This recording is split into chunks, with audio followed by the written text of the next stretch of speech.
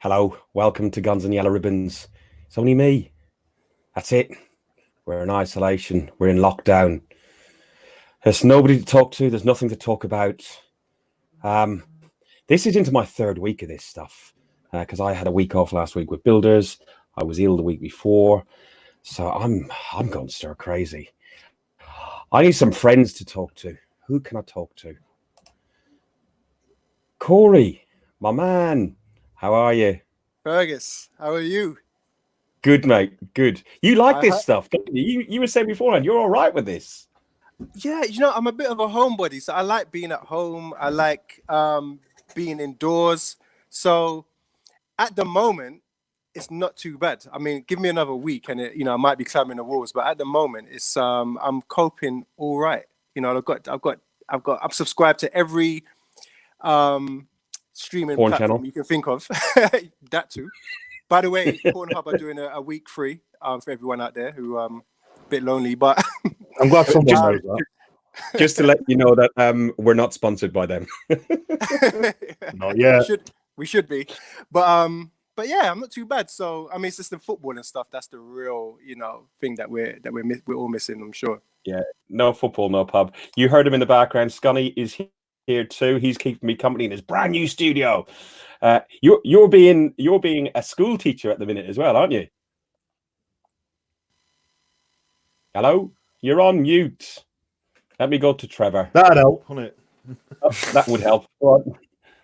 No, not a school teacher, mate. I'm watching. I'm learning myself.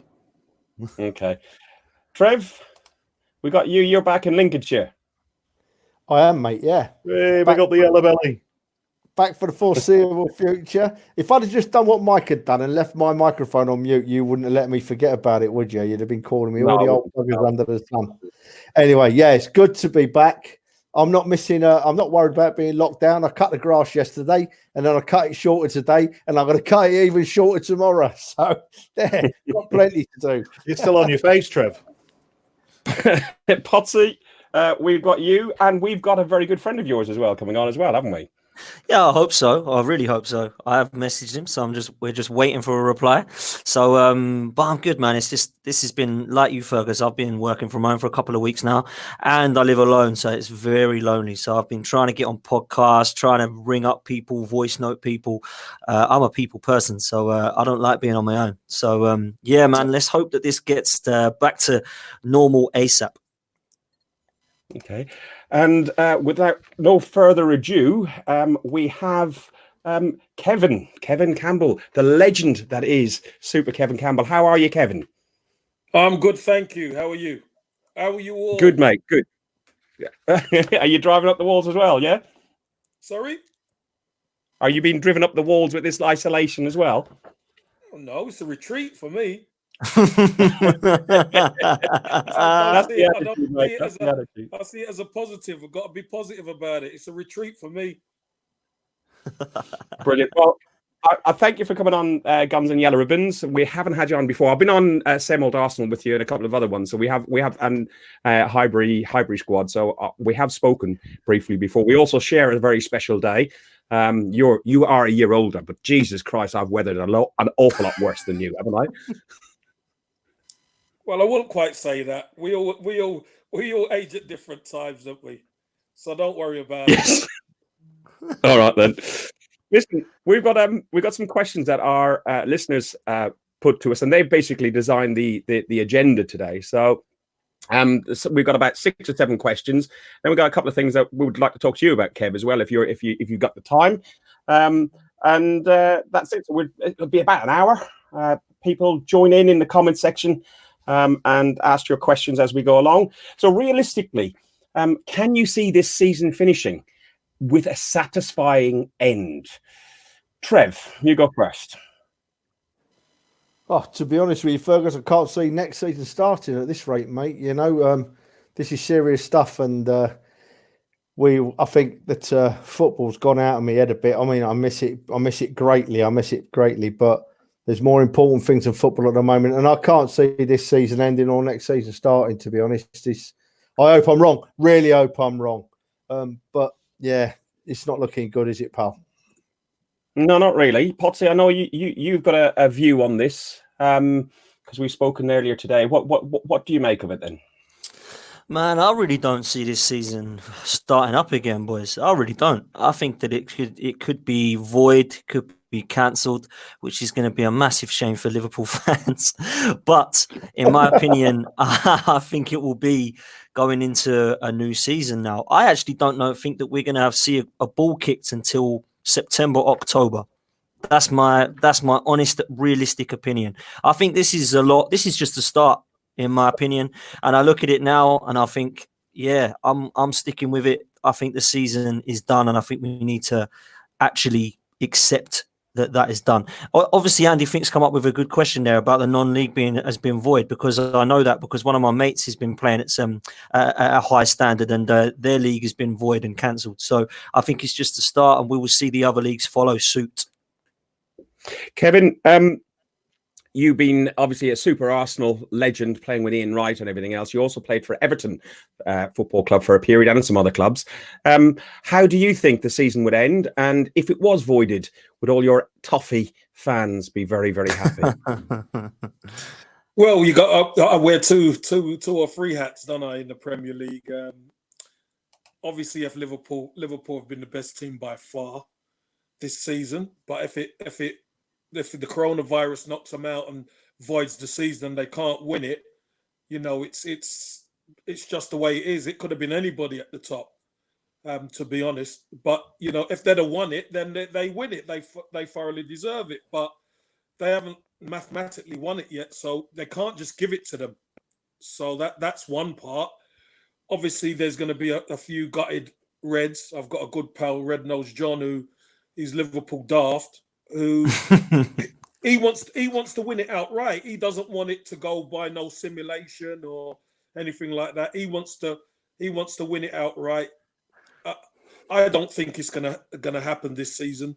I'll be quite honest with you, because by the way we're preparing, this lockdown ain't gonna be finished anytime soon. It's actually gonna get a lot more serious.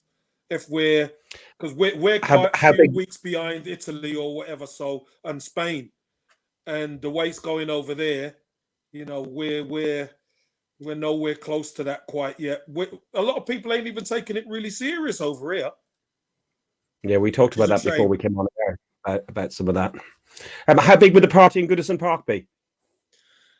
I think a lot of people would really be thinking about health and family, to be honest, with a little glint in their eye, obviously, if Liverpool miss out, just for a little bit of bragging rights. But I think the health and safety of people are going to be paramount to start with.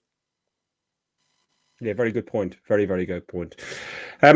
Corey, can you see anything happening with the season? And if they say voided it, what do we do? Do we go back to last year's standings, which puts us on 5th? Does that mean that we get Champions League because of City's current ban? I think one solution is, and there's no way we're going to get 50, 60,000 people back together in a stadium anytime soon. The one thing I think they can do is just play it out, but just behind closed doors, no fans. Obviously, test it with the players and staff and whatnot.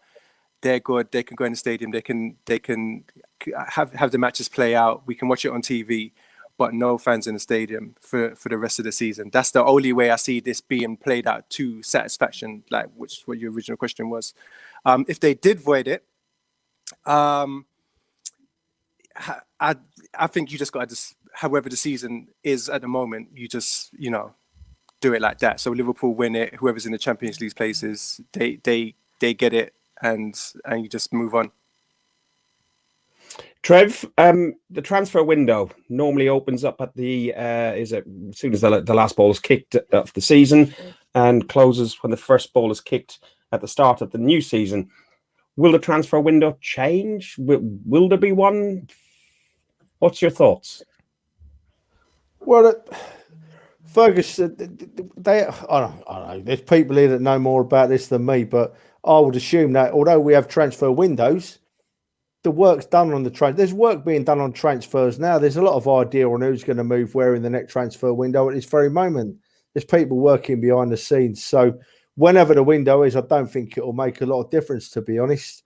People will still move and they'll probably got a rough idea of where they're going now, to be honest. So,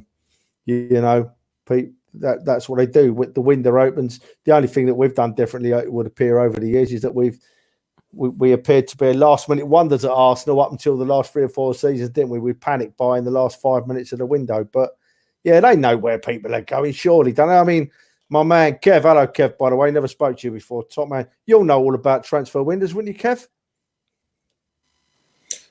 I know about transfer windows, but Arsenal haven't been the best in transfer windows, have they?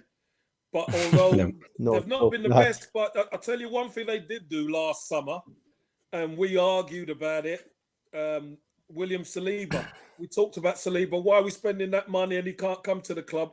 We've already done a bit of business for this summer, so we know we're getting a big, strong, quick centre half coming in, which is what we've been lacking. Someone who you could really put in there and say, right, he could be a mainstay for years. But clubs want to do business very quickly. It's just, unfortunately, now clubs can hold out for a lot more money because everyone's got money now. Yeah, except for Arsenal, apparently. Yeah, we're struggling. But we've done business in the past already, so we've got to cut our cloth accordingly. There's no more. We're not the rich boy on the block or anything like that anymore. We're going to have to cut our cloth accordingly. We haven't been good enough over the last few years. No. Mike, what's your thoughts on the transfer window? You think there will be much of a one this year? Do you think much players will move? Obviously, we've got Saliba, as Kevin said, coming in. What do you think will happen maybe with Aubameyang and Lacazette? It depends if they can get out of the country or not, isn't it? They're going to be stuck here by the looks of things. No travel. Point. No travel. Borders are closed. I'm sorry, you're staying where you are. Tough shit. Sorry. Transfer windows, I don't know. I think it all depends on whether or not they void the season or not. I think if it'll all come down to that. If they do end up voiding the season, I can see transfers being done. And like Trev was saying earlier, chances are a lot of them are already done. And we already know about Saliba. Other than that, I can't see too much going into it. I just don't know. I wouldn't even like to have a guess at it because it could be anything. You might have to wait until next year to get your transfers done, or at least January next year. What about teams like Leeds? What about teams like Leeds and West Brom, who've done really well? Leeds have been trying to get into the Premier League for 15 years. This is why I slightly disagree with what Corey said in terms of if we just stop it now and then just award people the places, that's wrong. Because for me, Aston Villa have got a game in hand to try and keep them up. And Sheffield United win their game in hand, they go into the European spaces. And if it does get to the stage where Sheffield United come 5th, then Man City get dumped out of Europe, Sheffield United can then get into the stage. So for me, that's wrong. I think if you cancel the season, it's voided, you move on to the next season. And, if you start to try and drag this season out, to say, I don't know, let's say August, September time, then we start again and we're always trying to play catch up every single year. Well, I talked to the difference. Dan, can I just interject on that? Go on, Kev. The moment you go past June the 30th, you're in dangerous territory because that's when contracts finish. There's players out of contracts on June 30th. They're probably sorting themselves out for next season from July 1st. How are you going to get them to play on small-time contracts? As a player, if you would say the likes of Saka or Martinelli, who, we just use, for example, they could be out of contract on, Saka comes out of his academy contract. Saka's not a good one because he's young. So he comes in too young. If you're over 23, then you can go on a free. So, it's Bosman rule installing, isn't it? Yeah. Well, that free transfer. But if you're under that age, you come in. There's development money involved. Okay. So there still has to be a fee. What I was trying to get at is, as a player yourself, would you be if you were in this scenario, and it's probably difficult to even imagine, but if you were in this scenario playing for one of the clubs that you played for, and it comes to the 30th of June, and you're out of contract, but there's 5 games left in the season, you've done some sort of deal behind the scenes, but all the players will have done some sort of deal behind the scenes. Would you still be as committed to it, even though you've got a big move on to, say, Man United or Real Madrid coming up? Well, I wouldn't take that risk, would I? Well, you think about it. If I've organised a deal with one of those other clubs, why would I take a deal for 5 games?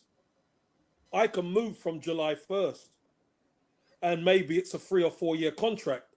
Why would I sign a 3-month contract or a 2-month contract? It makes no sense. Well, no, you've also got the risks involved in that as well, haven't you? Well, If you get injured, yeah, exactly. Yeah. So you get you injured, wouldn't they take can the null risk. that contract. Yeah, you wouldn't take the risk.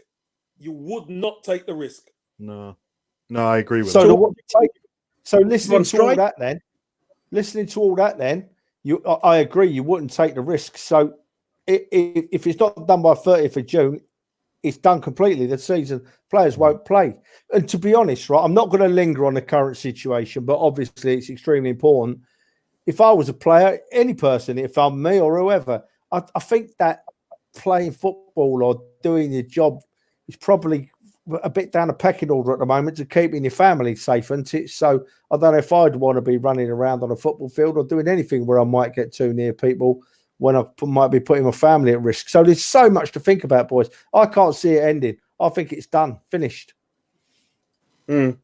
Listen. The caveat goes without saying that we'd always put people's health and safety first and foremost. If when you go into a stadium, you get frisked because we had the terror threat for years. So we always are looking out for individuals and doing what's best for people first. But we're just assuming that we're trying to resume and get back to some sort of normality. In the winter of '63, and you won't remember this, Trev. Honest. Excuse me while I belly laugh. Jesus Christ, is it Christmas already? in the winter of '63, there was a big freeze. The Thames even froze over and everything else, and that no games were played for 2 months. They got on with it. And I don't recall how that league finished out, but it's probably a smaller league. There's different money involved. I do. Who won the league that year, didn't you? Them Go on, Toffees, them Blue Daisies. Them Toffees. And it's lucky they did because, finished second, didn't you? That mob up the road. So quite happy that Everton won it. Okay, well, I'm glad you remember, Trev. Kev, can I ask? Fergus, just quickly, can you just press the button next to the one you're on now for the screen so we all blow up a bit closer? There we go. That's better. I can see Corey's pretty face now. You're welcome. Okay. Hey, Okay, my beard no worries. needs a trim, boys. We told you that weeks ago. Kev, asking you a couple of questions. The season of 1991, the season we almost went unbeaten. You played for Arsenal then. What did that feel like when Chelsea beat us? And were you concentrating on trying to go the whole season unbeaten? No, not at all. We were depleted in bodies. I think in that game, David Ilya played centre back because I think Boldy went off, and we had a makeshift defence and everything like that, and went a goal down and got back into the game, and just got pipped at the end of it. Chelsea was always a difficult place to go, Stamford Bridge, and we just couldn't keep them out to get that draw. But it was still a magnificent feat. Concede, I think it was 18 goals all season, and won the league at a canter, and that was with points deducted as well. So that was the fight, wasn't it? The fight. Yeah, the Battle of Old Trafford. So that was so to have points deducted and still win it clear was that showed you how special that squad was. And Trev, you would have been out a lot of those. Sorry, Mike. Trev, you would have been out a lot of those games. I was just about to say, sorry, when you said the battle for Old Trafford there, I was saying, is there any pizza throwing? No pizzas around then. There's only fists. old school. Old school, yeah. lumps. Trev, do you recall that season? How you would have been in the North Bank back then?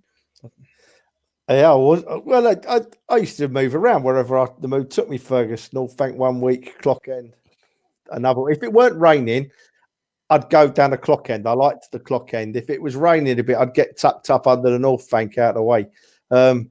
Yeah, do you know? I've been. When I knew we were talking about this tonight, I thought, God, my memory's going a bit. So I've been on YouTube, right, and I've had the most fantastic afternoon looking at the seasons from the 80s and the late 70s, 80s, and 90s, right?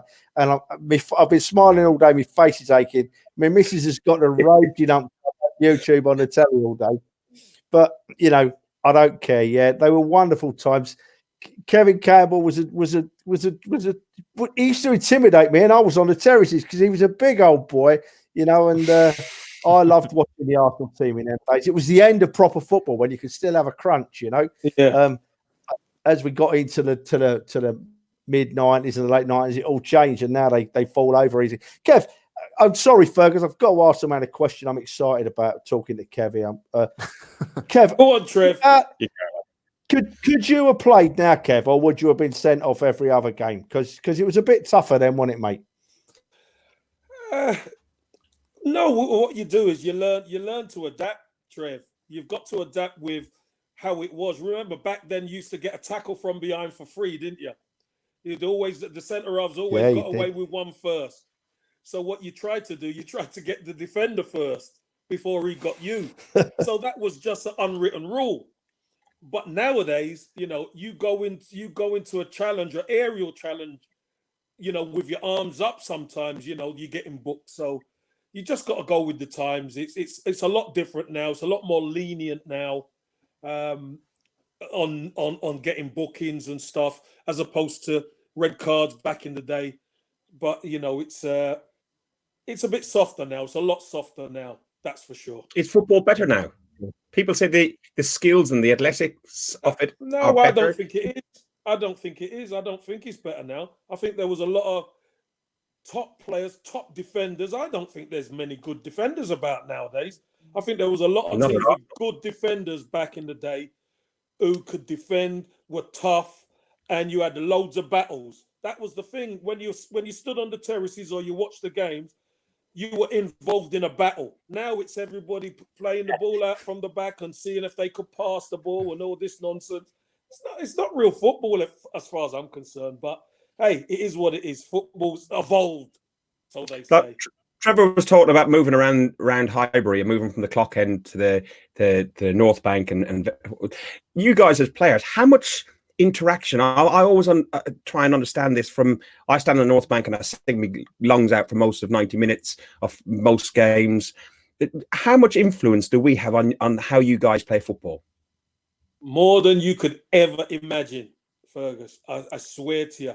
Once the crowd are involved, it puts a dampener on the opposition, and it gives the team an extra spark of life.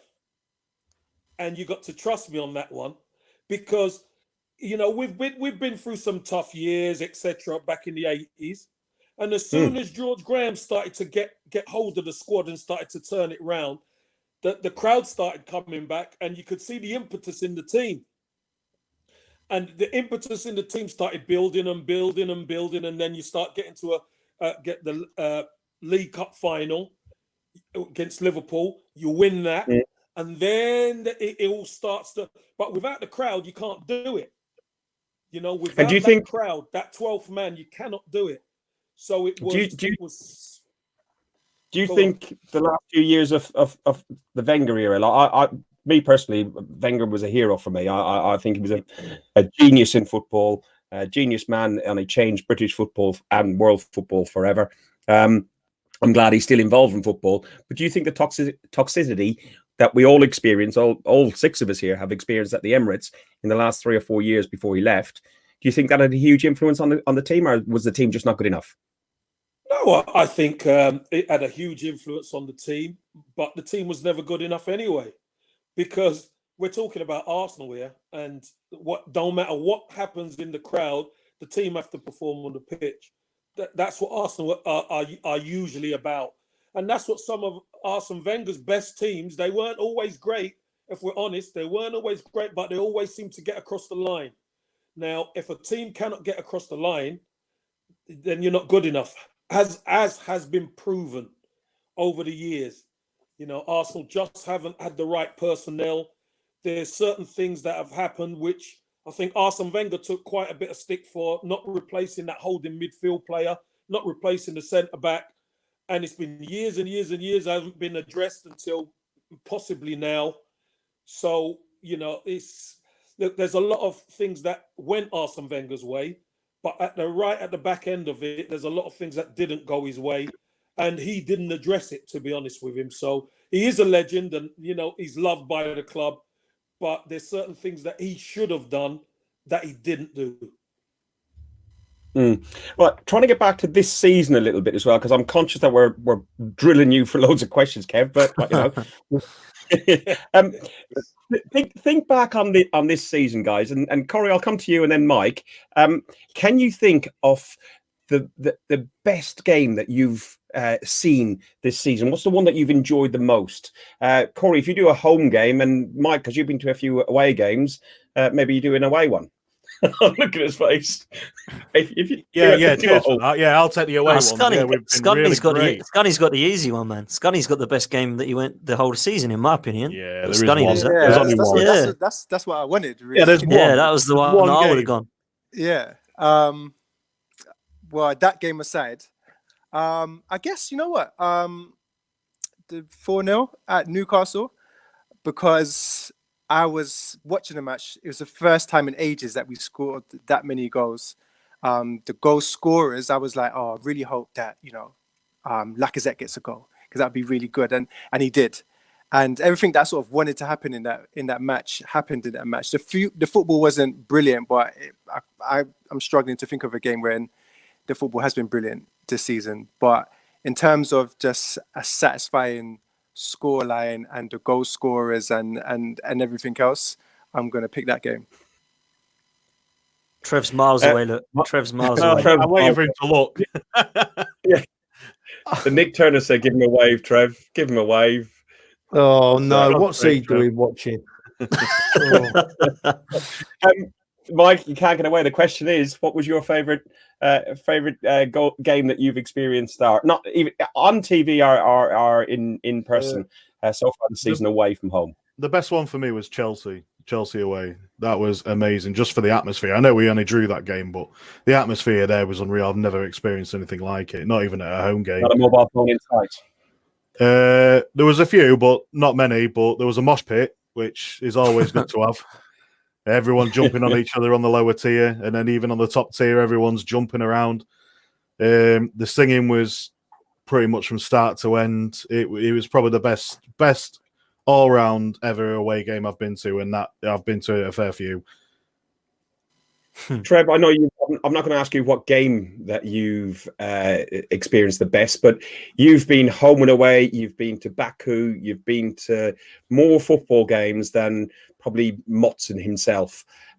What's the best away ground that you've ever been to? Oh my Lord, Fergus! The best away ground I've ever been to.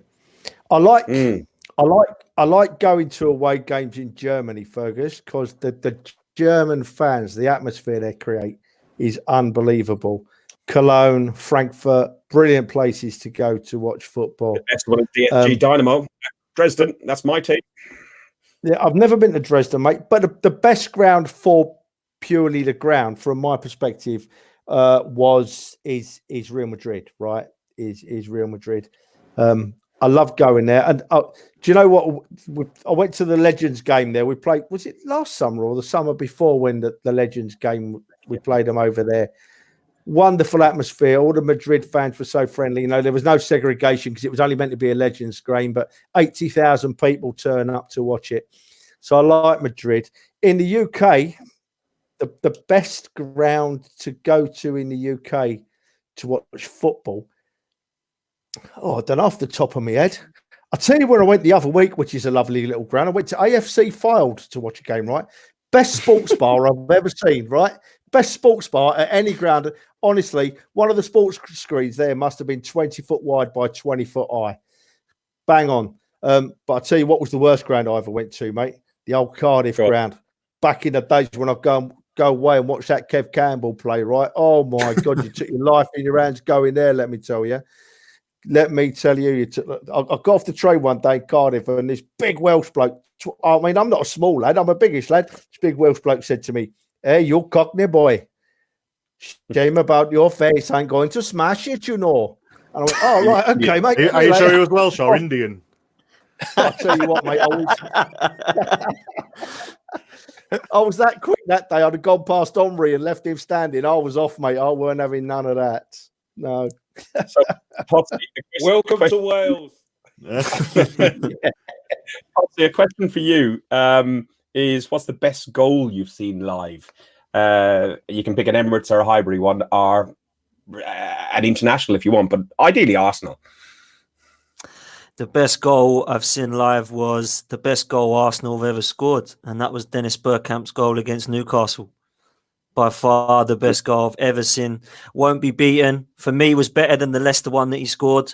It has to be that one, to be fair.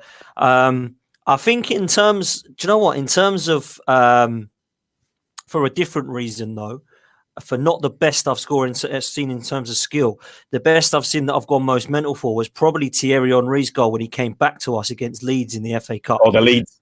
Because it was just written in the stars, man. It was just, I was standing there with my dad watching the game and it was right up our end of the North Bank. And I thought it was just like rolling back the years, you know. Song, I remember pinged that ball into him and it was one touch, curled it round into the bottom corner and I just went mental. And it won us the game as well. And for me, for a different reason, for sentimental reason, it has to be that one. I'd have to go for Henry again. Arshavin assist to Henry at Sunderland when he came back as TH14. I was up there when we were doing the conga in the South Stand. It was nuts. I think that was one of my first proper away weekends, like what we just did in Burnley a couple of 6 weeks ago now. Seems like ages. Kev, the most intimidating stadium that you've played in?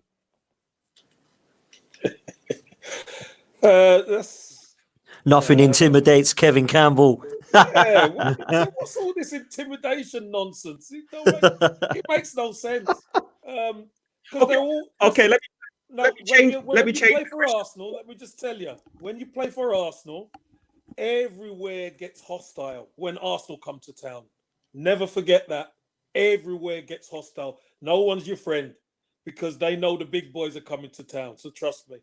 But you're built to last at Arsenal. Where was your favourite ground to go to play at? Favourite ground was always, I loved St James's Park. I loved Goodison Park. I loved Anfield, Old Trafford. I love the big stadiums. Absolutely love playing there because they were the most meaningful games. And what another question, probably from being on the pitch, when you're at Old Trafford with 75,000 or 52,000 at St James's Park, I remember as a kid, because it's a long time since I've been in a nightclub, you'd come out of a nightclub afterwards and your ears would be ringing. Are your ears ringing when you're on the pitch? And can you hear anything the manager says when he's shouting instructions on the touchline? No, your ears ain't ringing. And, you know, I don't know if any of your missus ever said, you've got selective hearing. You've got to have selective hearing when you're a footballer. So you know that the manager's shouting, but you sometimes you hear him and sometimes you don't, because once you're concentrated on the game, you don't really hear much. And that's the honest to God truth. As soon as the referee blows the whistle and the game dies down, then you could start getting information and hearing what the crowd's saying. But normally you just concentrated. Amanda's saying hi to us, Kev.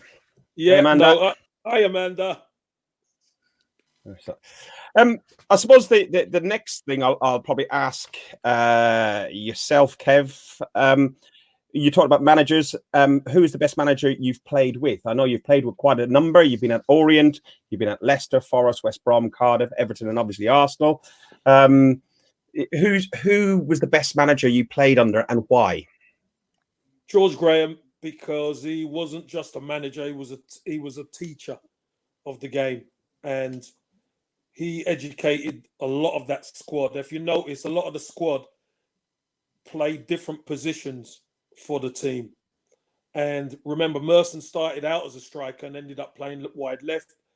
I started striker, played probably 4 different positions for the team under George Graham, and he really educated me on what it takes. He groomed that back 4, back 5 as well.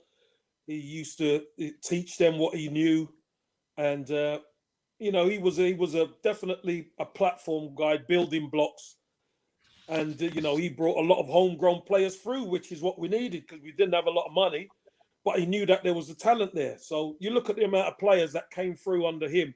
People talk about the class of '92. Look what he brought through. But obviously there was stuff that went on with George Graham that messed up his legacy in the end. But he was a fantastic manager. And if you'd have got backed, we could have gone on to dominate for a lot longer than probably we could. Do you think, Kev, as well? So what goes underrated with George Graham, I always feel, is the kind of players that he brought into the club at the time. So you look at what he did with Lee Dixon and Stevie Bold from Stoke and Nigel Winterburn from Wimbledon. Jurgen Klopp at the moment's getting hailed for recruitment that he's done in the times of Andy Robertson from Hull and the Wijnaldums from Newcastle. George Graham was doing that years ago with those players and turned them into the best defence in Europe. Yeah, I mean, look, you look at the goalkeeper, the amount of money spent on the goalkeeper and Van Dijk. That George Graham didn't have the opportunity or money to do that. So what did he do? And let's just say Mikel Arteta goes out and tries to get a couple of players from lower league.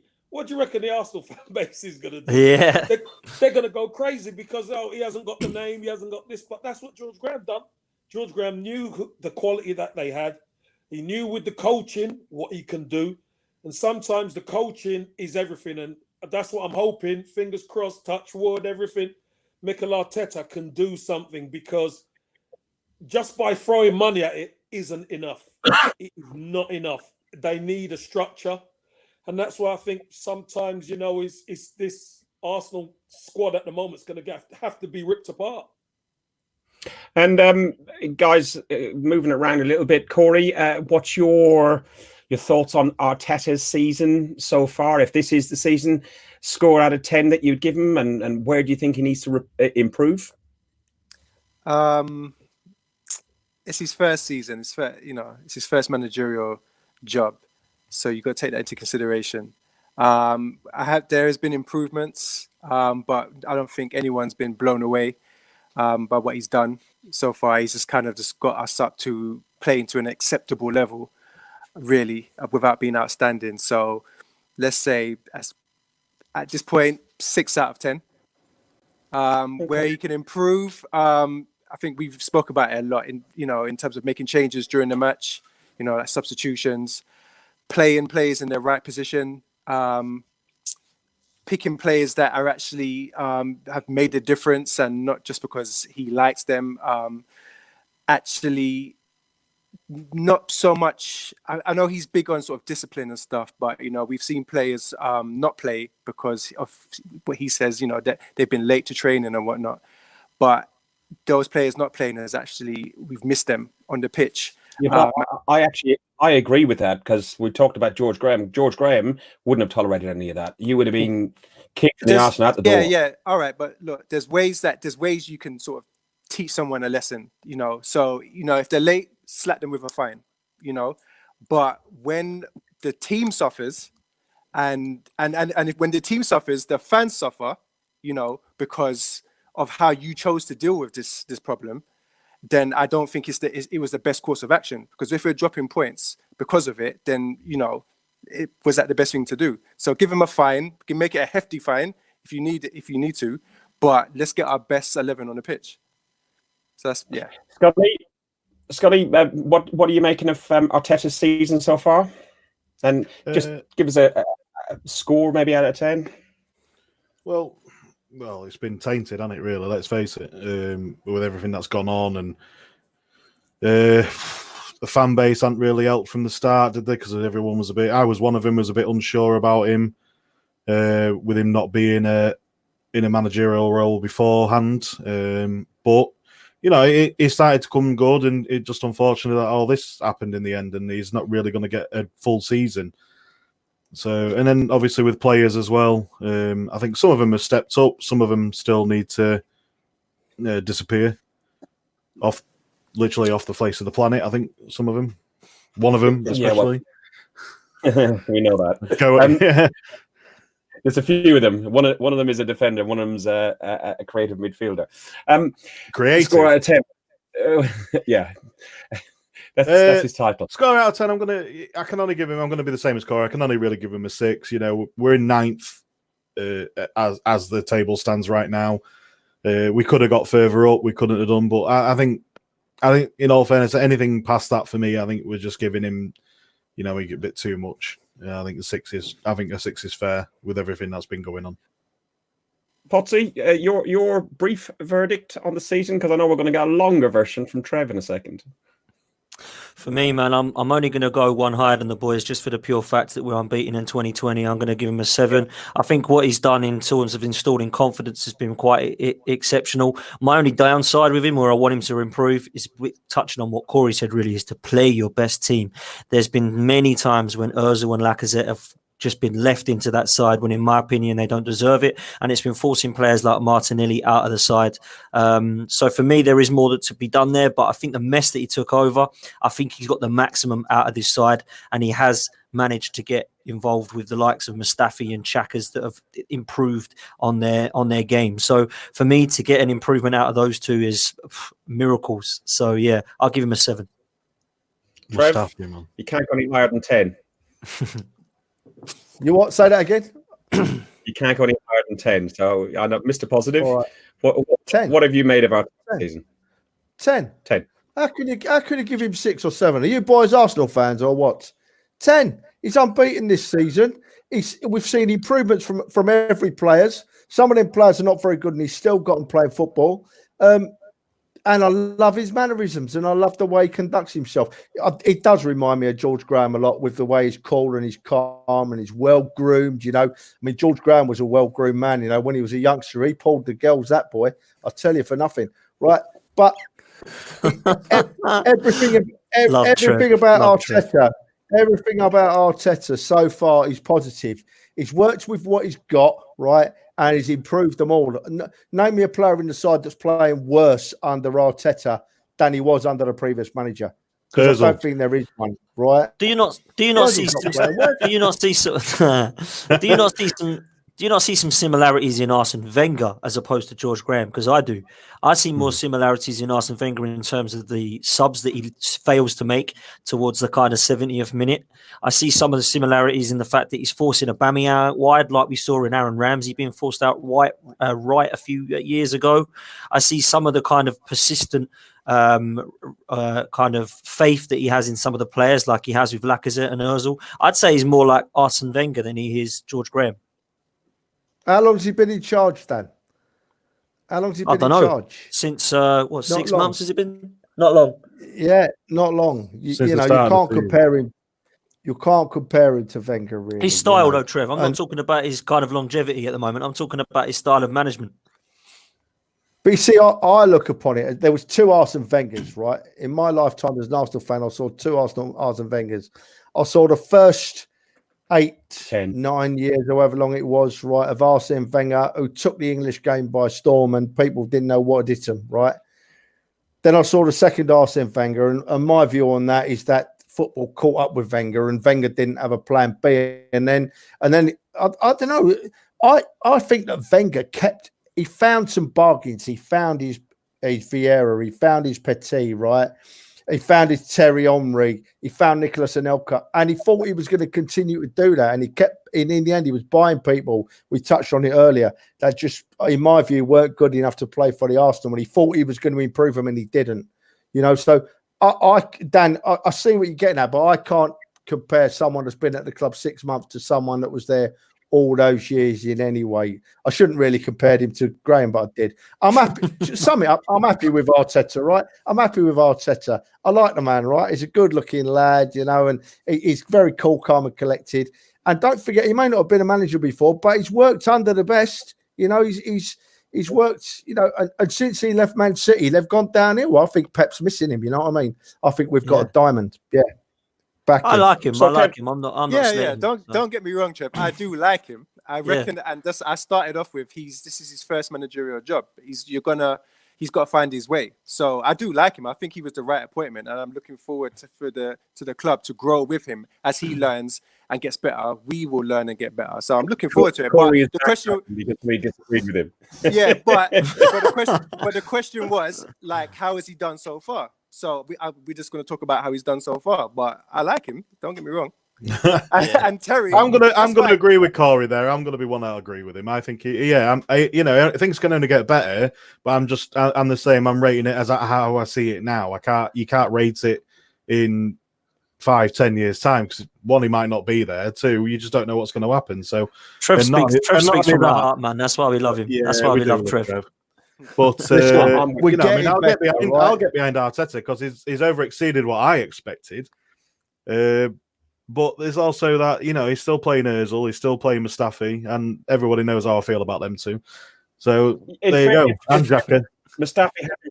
Mustafi has improved. Xhaka has improved. Ozil seems like he's giving something back to the team on the pitch. He's not my favourite player, as you know. But moving on to the next question. Kevin, myself and yourself share a birthday, but Potsy also shares a birthday with a former Arsenal player, Ian Wright. How good was he? Sorry, I didn't hear you. You kind of cut out there. Okay, no, that's fine. We share a birthday, but also Potsy shares a birthday with a former Arsenal legend as well. He shares a birthday with Ian Wright. How good was Ian Wright? Well, it's funny when we used to play Crystal Palace and we used to give him a slap every time. After the game, Ian Wright used to wait. We were there in our blazer and flannels, and Ian Wright used to come out, and he was just like in awe of us, and we just say, "Righty, you're messing about at Crystal Palace. You need to come across to Arsenal." He was like, "What?" He used to think to himself, "How could they want me up there when they always give us a slap?" But it went on, and him and Rocky were very close, as you know. And then in the 91-92 season, 92, he comes across to Arsenal, and then he really understood what it was like to be an Arsenal guy. And he said, sometimes I go into games and I'm only getting 1 or 2 chances. He said, for Arsenal, I'm getting 4 or 5 or 6 chances. So with his prowess, he's going to get a load of goals. So he was just a goal scoring machine. We sometimes use that phrase, willy-nilly, but Wright, he is and was a goal machine, and he loved to score goals. He celebrated goals in training like it was a game, and he was infectious. He's such a great character, and he enhanced the dressing room as well. He had a very strong character, and you could see on occasions that he would be abrasive with George Graham and with the manager and so on. How did he get on with his teammates, and how did you get on with him? No, he could be abrasive. Listen, when you're scoring goals, you could be abrasive with George Graham because George Graham needs you. The moment he stops scoring goals, then George Graham will. Don't worry, George Graham knew how to put Wright in check. Believe you me, he knew how to put him in check. George Graham was the man. He was the man. But Wright, he got on with everybody. He was good with everyone. He was a great teammate. He was. His attitude was always good. He loved to train. He loved to work hard. He loved to win. He was a winner. So coming into that environment was perfect. So, it kind of, he was a proper Arsenal guy. And coming in and obviously being with Rocky as well, we had another South London lad who was in and around that squad. So it was just business as usual for us. Really was. See, I think with Wrighty, the reason I like, listen, he's my hero, he's my favourite player, he's the reason I support Arsenal Football Club, share a birthday with him, absolute legend of a guy. But I think sometimes people then kind of overlook Wrighty just for the pure fact that the worst things that could have happened to him from a selfish point of view for him was Dennis Bergkamp and Thierry Henry to join Arsenal and then become two of the best players that anyone in the Premier League's ever seen. So then now everybody, when we do like the 1-11s, Ferguson, we start talking about Arsenal players, people leave Ian Wright out. I just cannot leave the guy out of my team. He is my favourite Arsenal player and always will be. I don't care who comes in and beats records. Wrighty is my hero and always will be. And I think people do sometimes forget how good the guy was. He was just a machine in front of goal. Great character. Hilarious bloke and genuine nice guy. So for me, Ian Wright, I can't speak highly enough about the guy.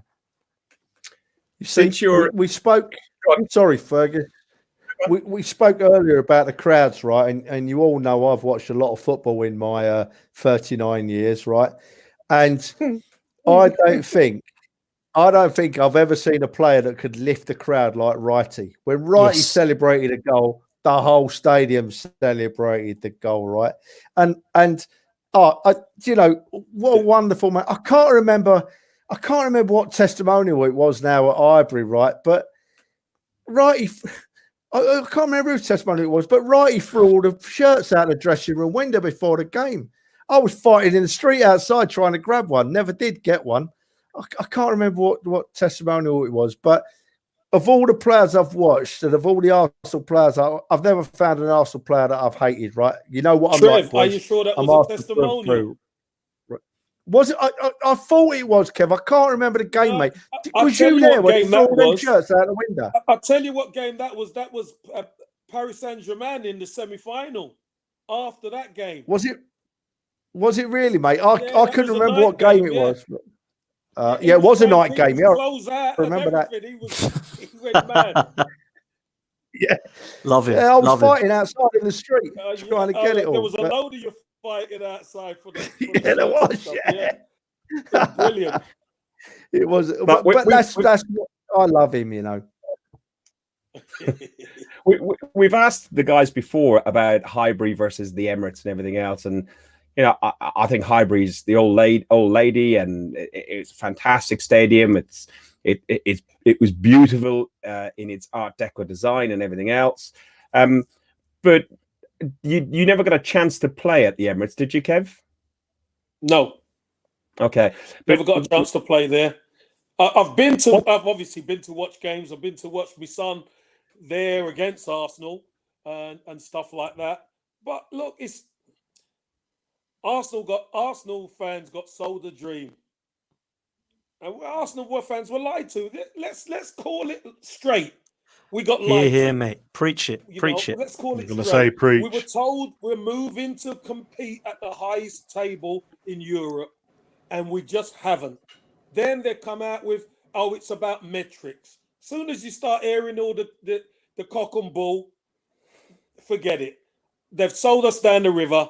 They told us it's going to be because we need to compete, but it's not the case. Let's just call it like it is. We're still going to support the club. We still love the club, but they fed us a line. Thing is, Kev, we were already competing with the best in Europe. We were already up there, weren't we? We got into a Champions League final, and then we moved across to compete with the Bayern Munichs and Barcelonas of the world. We already were.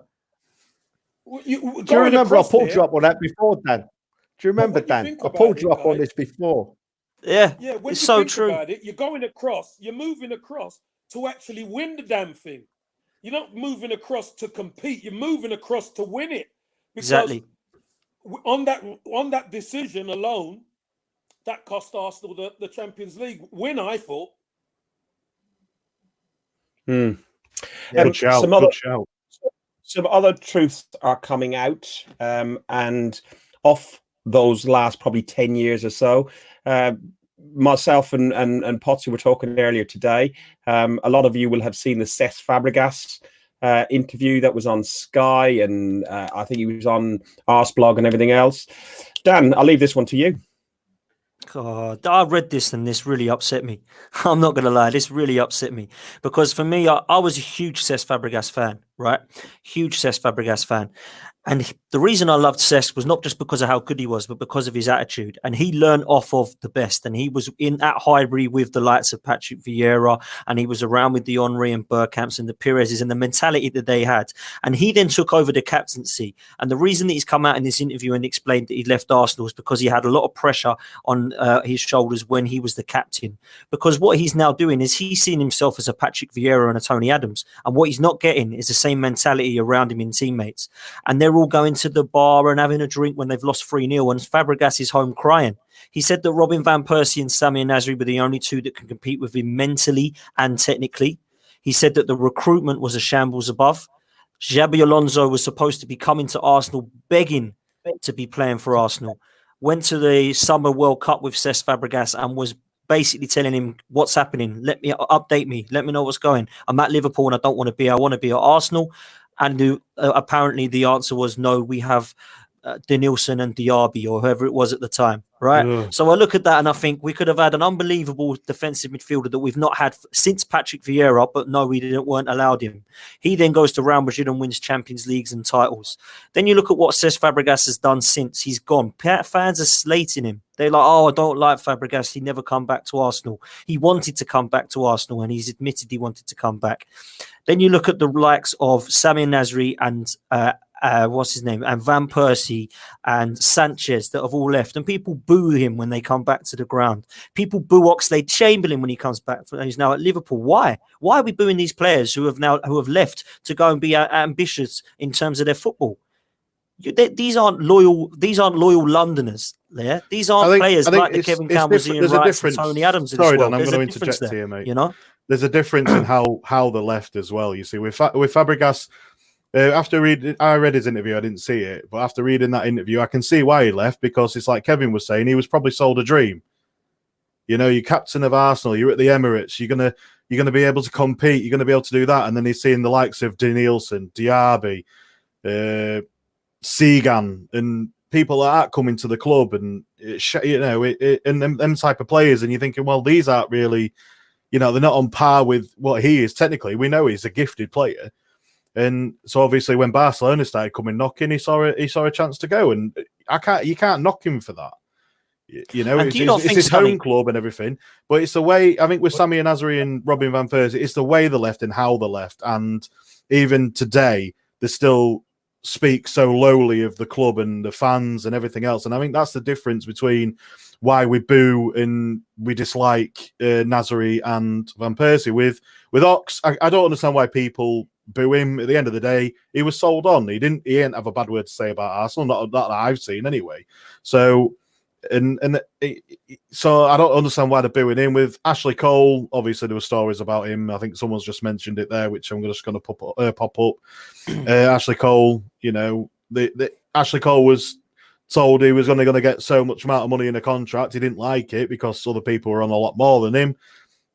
He left where somewhere else. Obviously, that's why he called him Cashley Cole now. So that's the difference. You see, it's how people leave and how they talk about the club now, and they talk about the fans and stuff. You know, it wasn't that long ago that Robin van Persie was slating the club and slating the fans. But do you not think, though, Scunny, that and I'd love to get Kev's opinion on this as well, because for me, we just talked about there being two Arsene Wengers. Why was the attitude and the culture so different in the last 10 years of Arsene Wenger's reign? Because the first 10 years, you're telling me that he could control Tony Adams and Patrick Vieira, but he couldn't control Song, Senderos, and Arshavin. What is going on there? Like, for me, Fabregas is looking at that thinking the only people with the right mental strength in his side are the two best players with myself, because they feel it and they hurt it. And when they're looking at Almunia and they're looking at Schillaci going for dinner with each other, and after they just lost 3-0 to Man City, what is that all about? Is that me, or am I being silly there? Dan, what you got to do is you just look at the first part of what you're talking about and who was around, and look at the second part, who you're talking about. And the reason why that changed was because of one man, and that's David Dein. Thank you. David Dein was taken out the equation. When he was there, he wanted the best for Arsenal. Only the best mattered.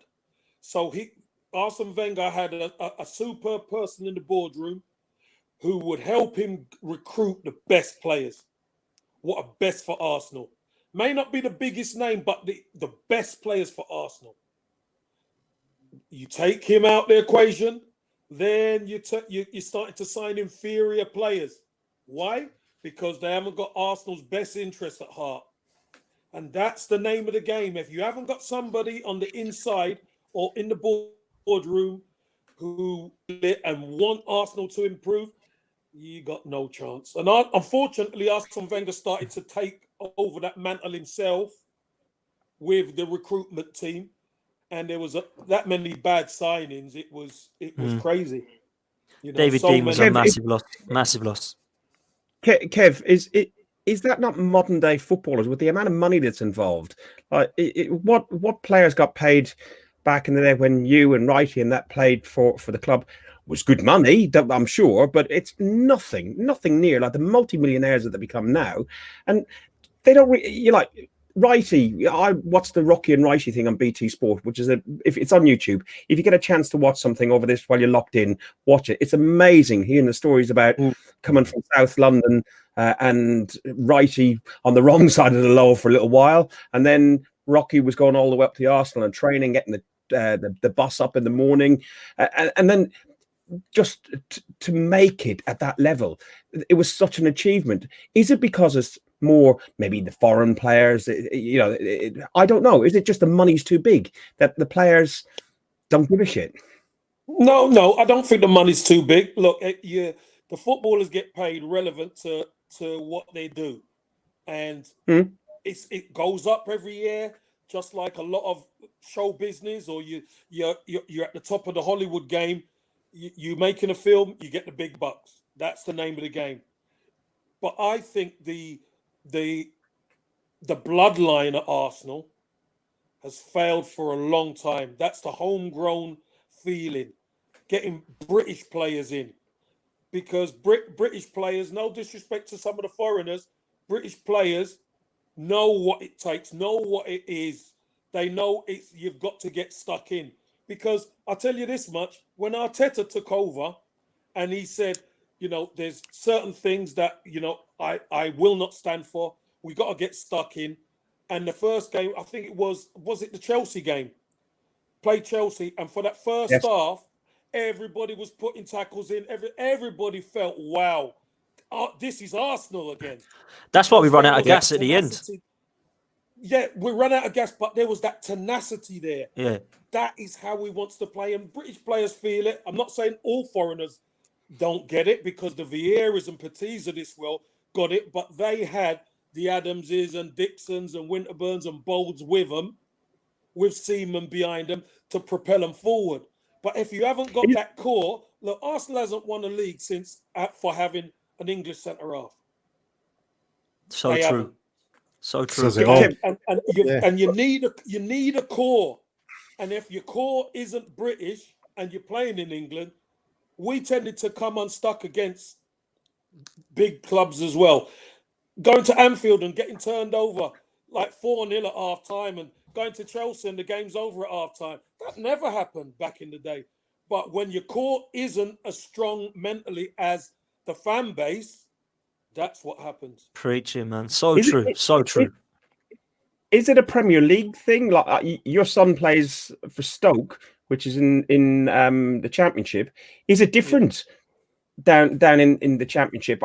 Is the ethos around the clubs different? No, not necessarily, because you could see with Sheffield United. Look at Sheffield United. Yeah. The ethos is no different. And if you have a team who are happy and willing to compete on every level, you might not win every game, but you compete. That gives you a chance. And Sheffield United are putting up everyone else to shame. There they are. Chris Wilder's done a fantastic job. But, we're Arsenal and they're Sheffield United, and they're doing much better than us in the league. This is disgusting for me.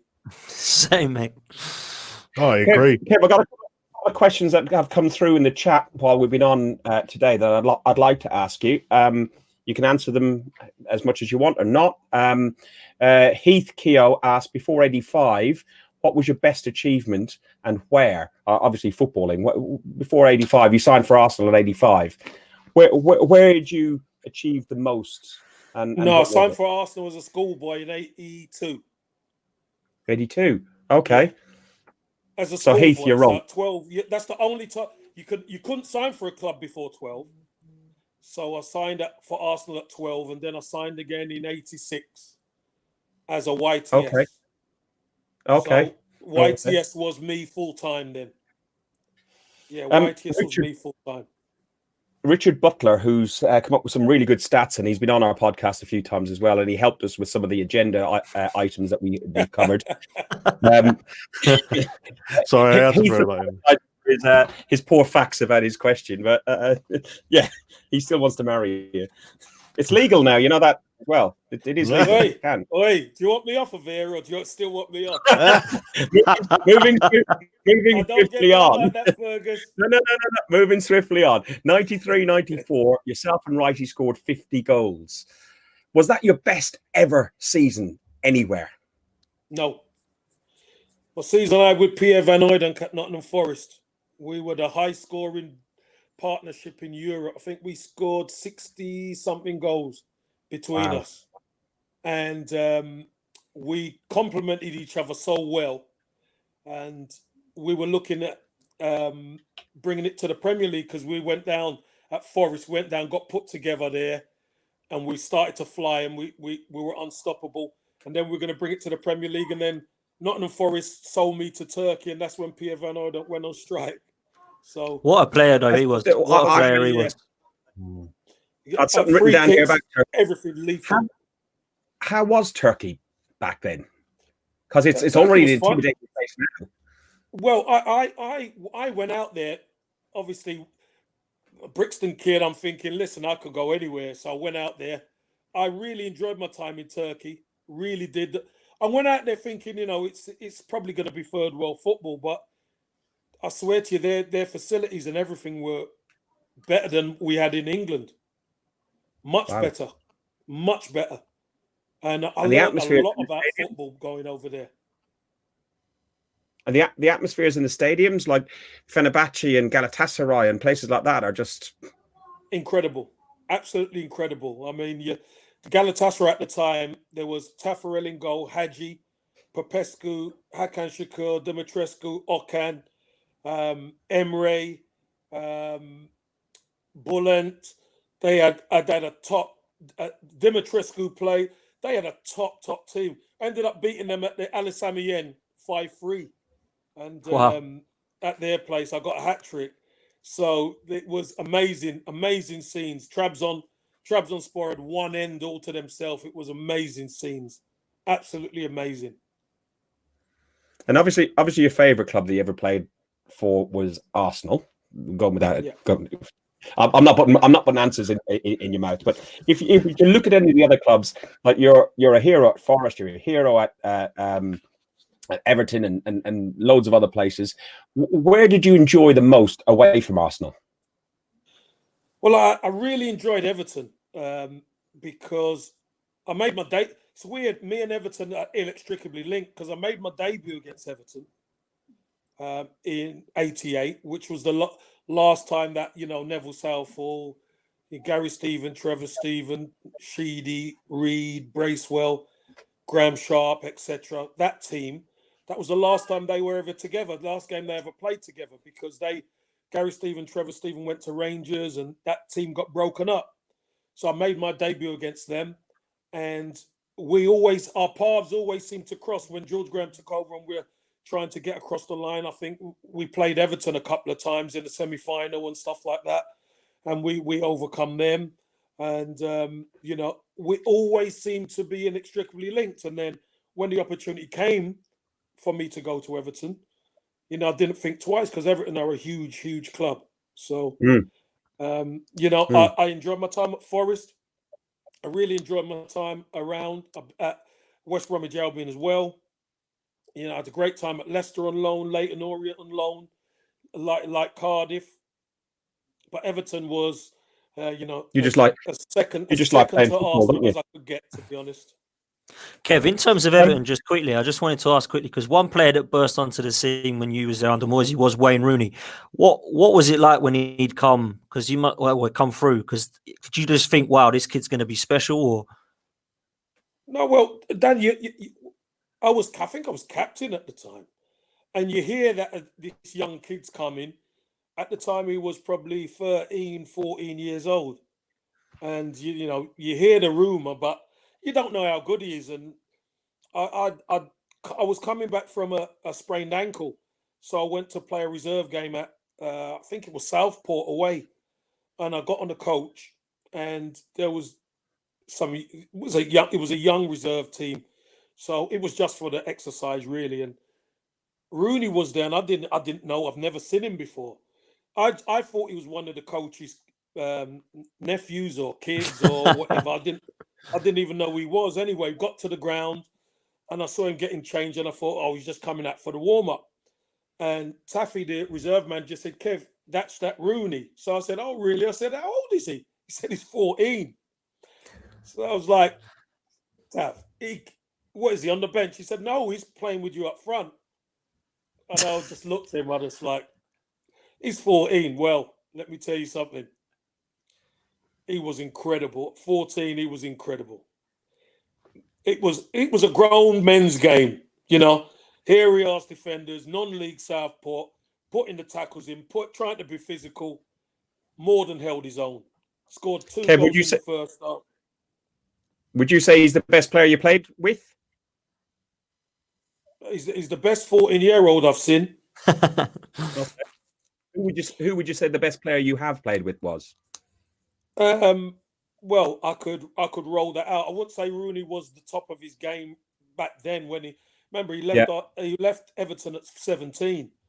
He was a top player, but he wasn't like the peak of his powers then.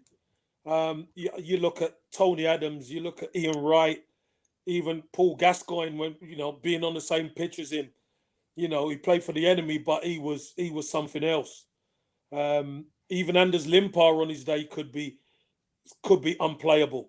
So it's very difficult to say there's just one player who was the best.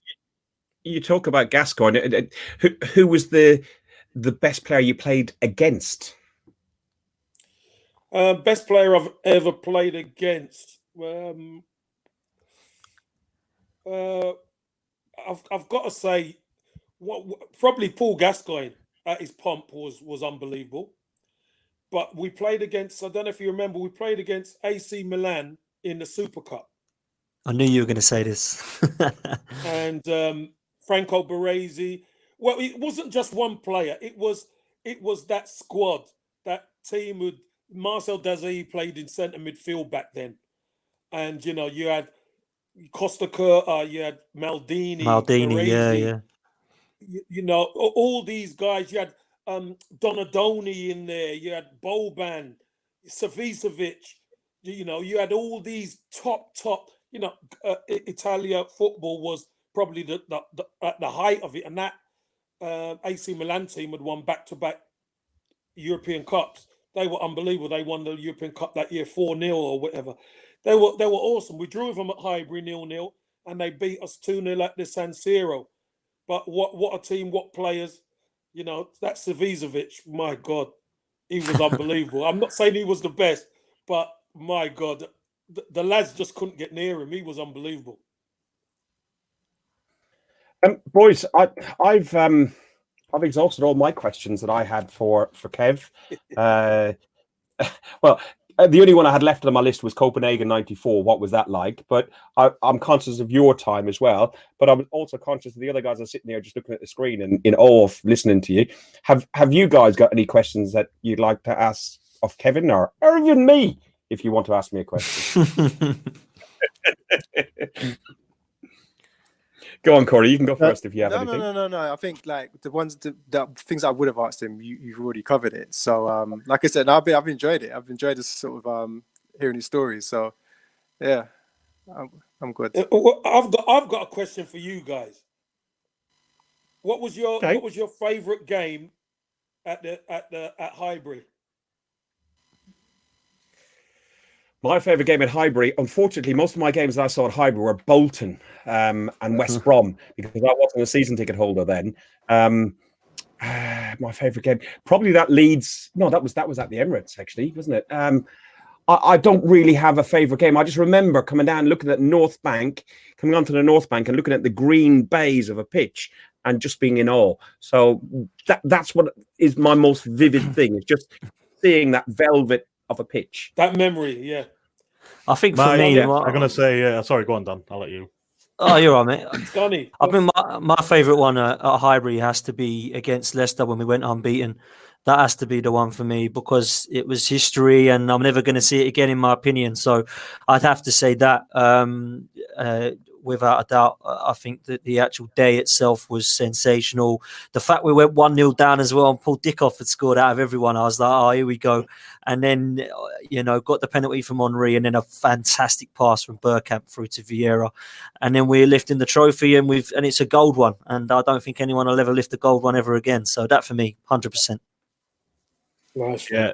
Corey and Mike? Mine was the first ever game I went to at Highbury. Fergus knows this. I was in the North Bank and Thierry Henry backheeled it into the goal against Charlton and we was right near the goal.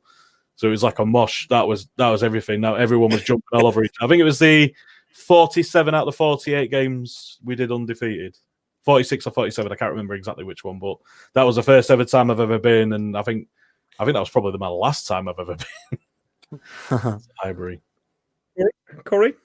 I'm with you, Fergus. I used to get this guy's season ticket when he couldn't go, and he would only ever give me the ticket when it was like Bolton's and teams like that.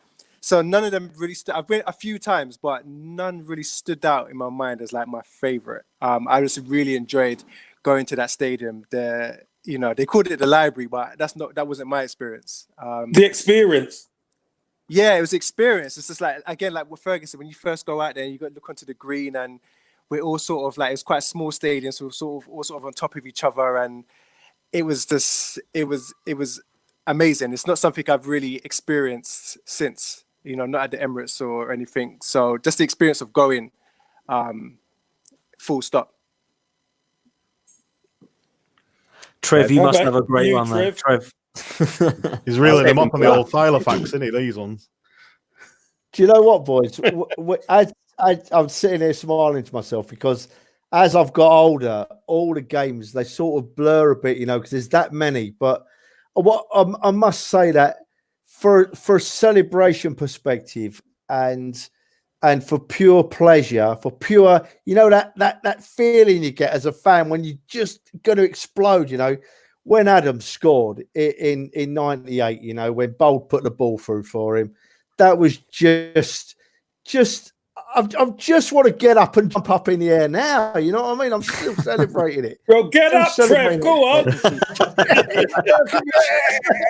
Go on, Trev.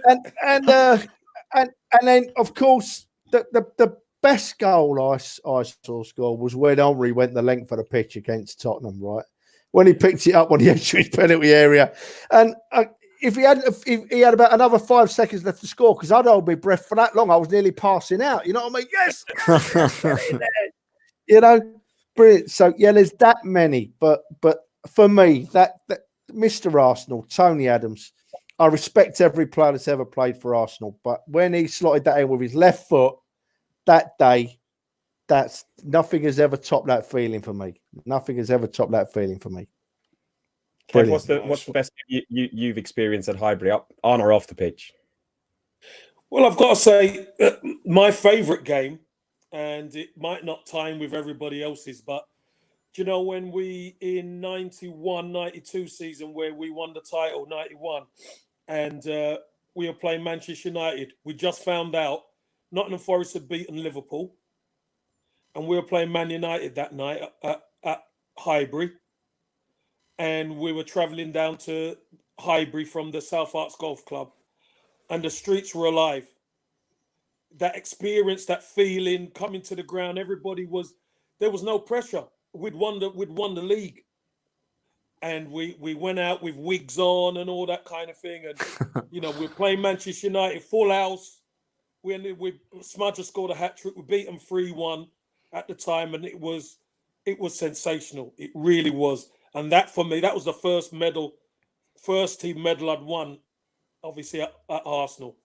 And that to me was because Man United, we were playing Man United as well. It was a meaningful game. It weren't just a Mickey Mouse game. It was a meaningful game, and we played well, and we dealt with them. To be honest, we really played well. So that was a really meaningful day for me. And obviously, I've got to say Paris Saint-Germain in the semi-final, because getting across that one and getting to our first European final with this squad, with George Graham's squad, was really important as well. And obviously, I weren't even meant to be playing. I was supposed to be on the bench, but Merce got ill, or he tweaked something, and I ended up playing. I ended up scoring the winner. So that was another good day. I wonder what did you feature in that? I think I can give you a clue. Wonder what he tweaked. No idea. That leads to the very last one then. Copenhagen '94. What was that experience like? Again, it was amazing, isn't it? You know, when you're at Arsenal and you're winning cures everything. And once the Gooners are happy, you've done well, because as Arsenal fans, you know, the team never do things easy. We always do things the hard way. We always do.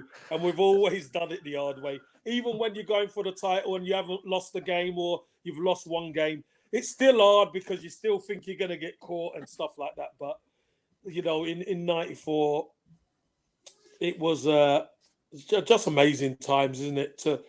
To go in to a European game and people think, you know, this Parma team's is special, and look at the players they had. You know who we were up against, and we had a makeshift midfield. I think Paul Davis in the end, Selly started. Myself and Merce and Alan Smith. Alan Smith was up top, kind of on his own, isolated for majority of the game. You know, we had injuries left, right, and centre. Dave Seaman had 2 injections in his rib.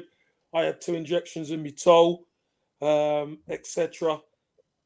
Just to see us through the game, because I think Paul Dickoff was on loan.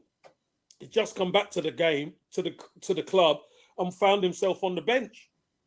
You know, in the Cup Winners' Cup finals squad.